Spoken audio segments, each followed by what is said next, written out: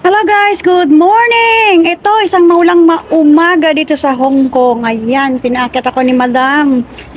Typhoon 8 daw ngayon, no?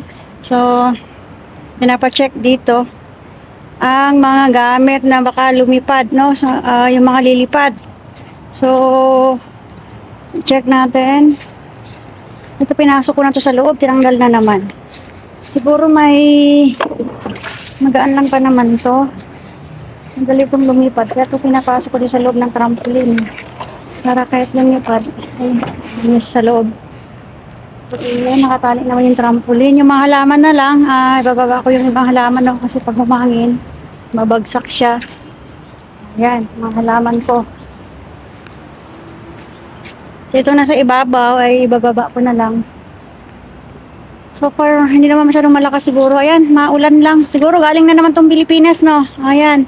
Kapag may bagyo rito, usually galing naman ng Philippines. Ayan. Oh, ayan, nagbabadyan ng malakas na ulan. Woo! Sige na guys, at basa na ako. Thank you for watching. Have a nice day. God bless us all. Please don't forget to follow, like, and share my video.